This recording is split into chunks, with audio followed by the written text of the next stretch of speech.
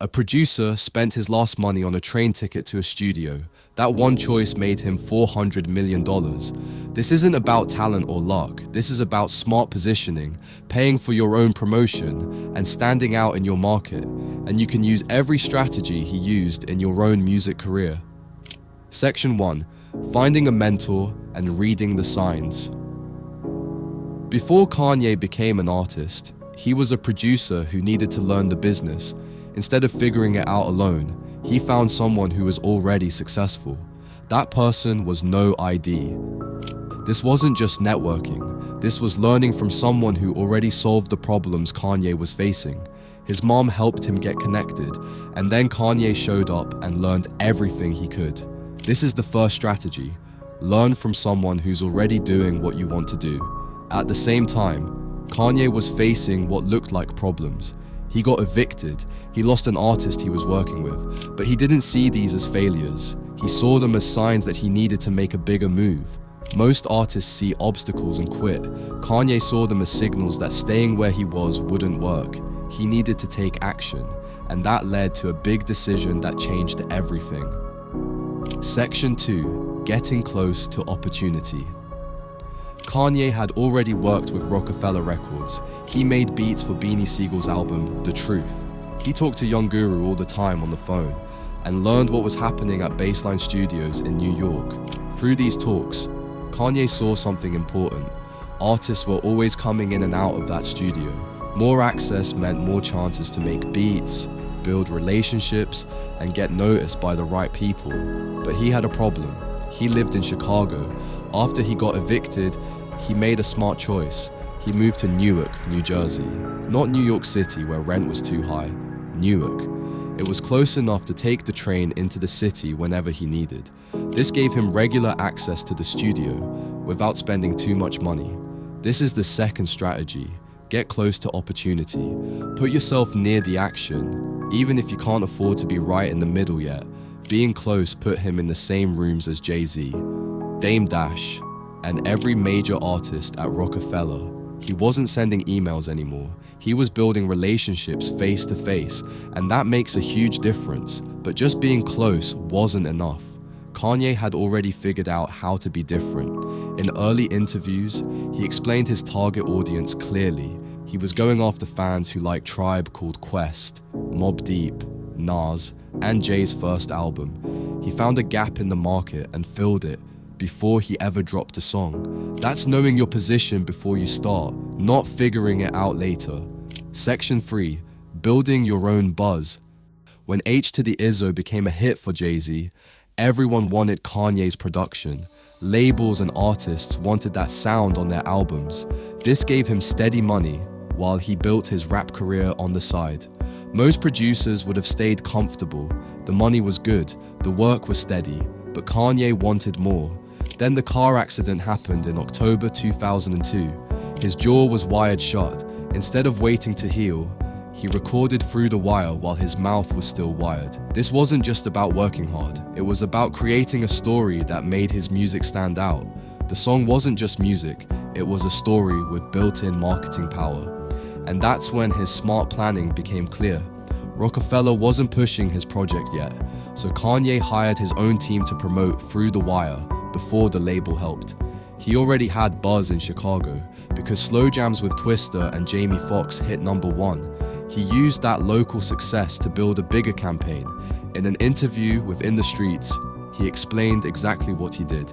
He called radio stations himself. He met with music directors in person. He traded beats and speaking appearances to get his song played on the radio. A small team working harder than entire label departments by taking direct action and using relationships. This is the third strategy. Build your own momentum before waiting for help. Kanye knew that labels are businesses. They spend money on artists who already show results, not just potential. So instead of waiting for the label to believe in him, he created the results himself. He paid for his own music video. He pushed his own song to radio. He built real demand, and because he had steady income from making beats, he wasn't desperate. He could take risks without fear driving his choices. That confidence showed up in the music and made the college dropout stronger. Section 4. Building a team and planning your brand. Kanye built a team where each person had a specific job. This wasn't just about having friends around. Each person brought something specific to the table. Together, they built a system that could work at a big scale. But the real advantage was in how he released albums. Every album had a theme. His first 3 albums were a series: College Dropout, Late Registration, Graduation.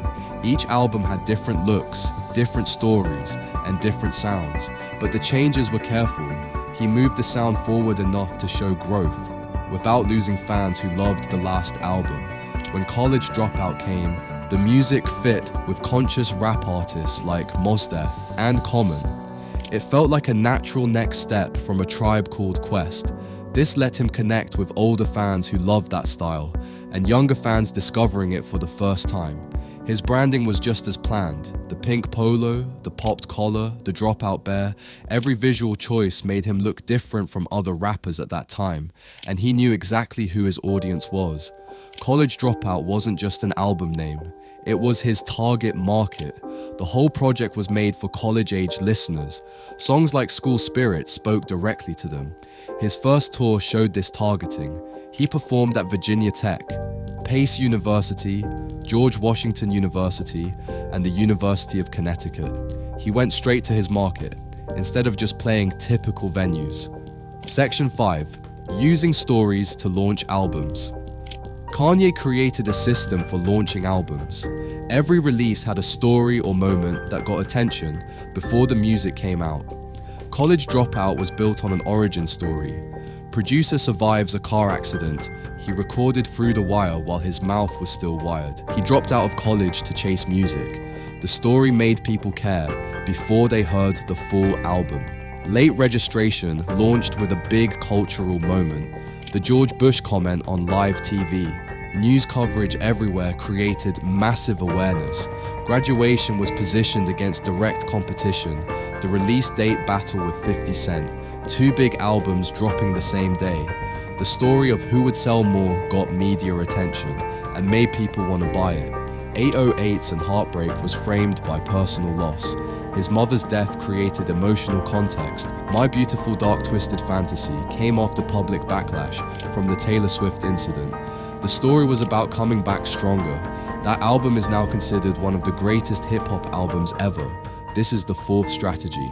Stories create attention, and attention helps you reach more people.